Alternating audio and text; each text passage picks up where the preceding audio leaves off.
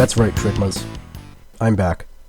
Pardon my 11-month hiatus immediately after my debut, but I had to reorganize my Rare Pepe shelf.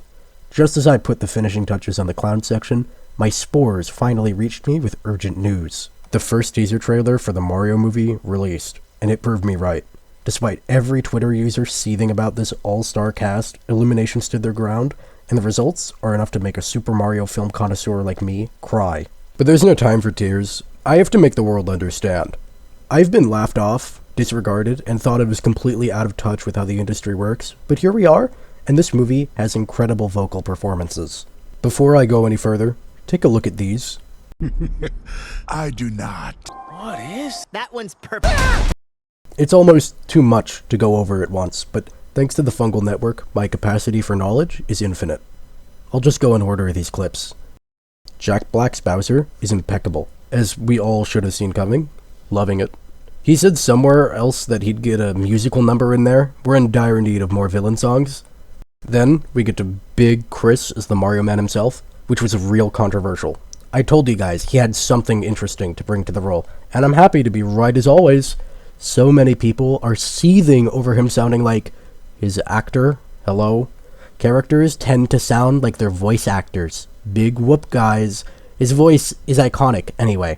We don't know what Charles Martinet will be playing, but I still stand by his voice not being full movie material.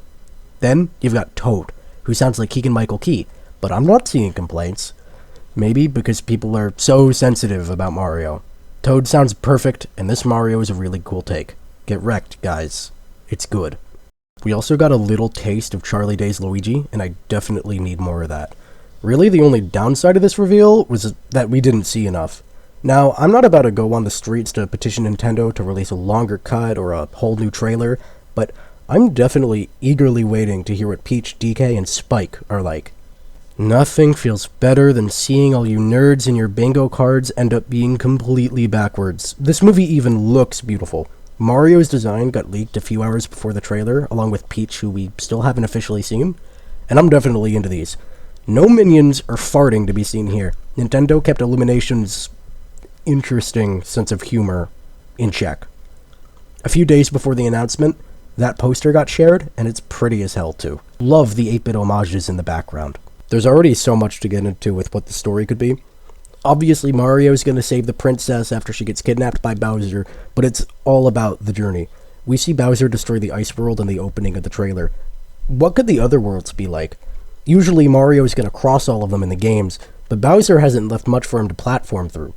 I'm thinking instead, Mario will be just going through the Mushroom Kingdom to Peach's castle. That's been taken over in a ton of the games, and it makes sense it would be here too. Bowser might even airlift it again, given his cool airboat kingdom. But we gotta get out of the small stuff. Anyone can assume what I've been saying here.